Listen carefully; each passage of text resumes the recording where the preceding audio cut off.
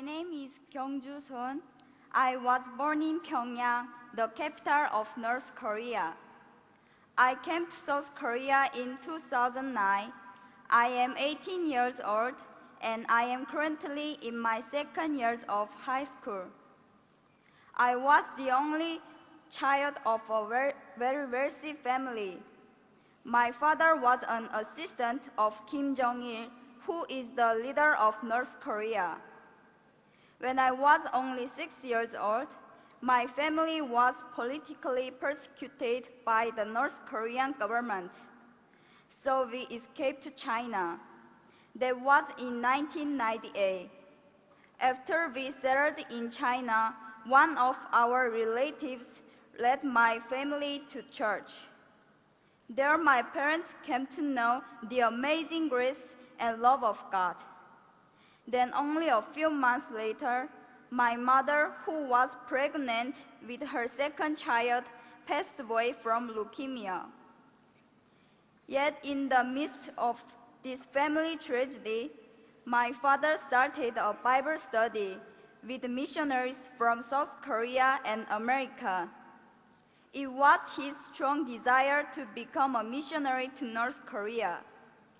But suddenly in 2001, he was reported and arrested by the Chinese police and was sent back to North Korea, where he was sentenced to prison. He was forced to leave me behind, but the 3 years he served in prison only made my father's faith stronger.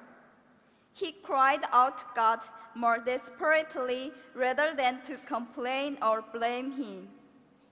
When he was released from prison, he returned to China. We were reunited briefly. It was then that he started to gather Bibles. Not long after, he decided to return to North Korea to share Christ's message of life and hope among the hopeless people of his homeland. He chose not to go to South Korea, where he could have enjoyed religious freedom. Instead, he chose to return to North Korea to share the love of God in a dangerous land. It breaks my heart to tell you that in 2006, his work was discovered by the North Korean government and he was again imprisoned. I have heard no word from my father nor about him ever since.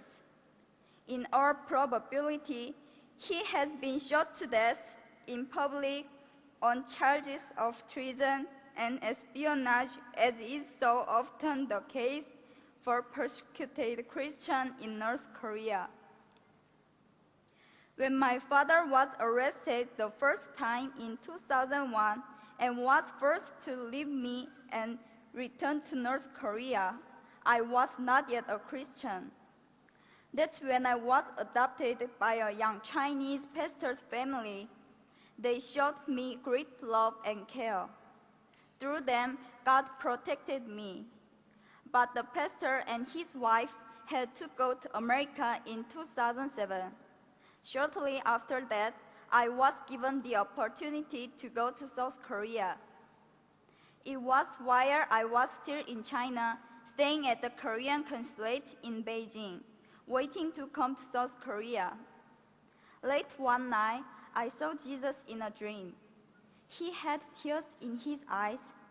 He walked towards me and said, "Kyungju, how much longer are you going to keep me waiting? Walk with me. Yes, you lost your earthly father, but I am your heavenly Father, and whatever has happened to you was because I love you."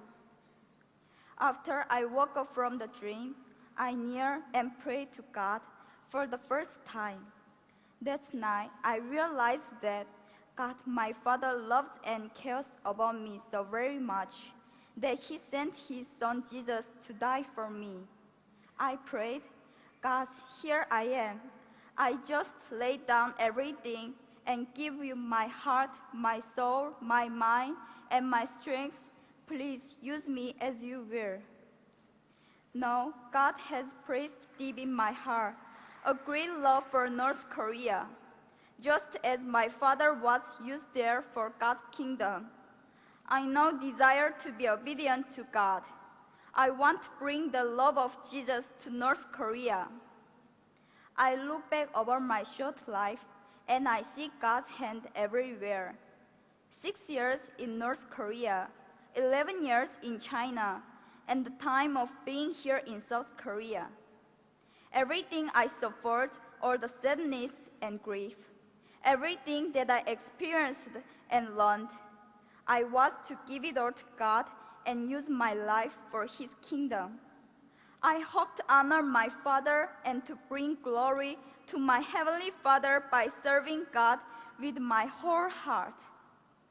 Currently, I am working hard to get into university to study political science and diplomacy. Then, I want to work for the rights of the people of North Korea, whose rights have been taken away. I believe God's heart cries out for the lost people of North Korea. I humbly ask you, my brothers and sisters here in this place, to have the same heart of God. Please pray that the same light of God's grace and mercy that reaches my father and my mother and know me will one day soon dawn upon the people of North Korea. My people, thank you.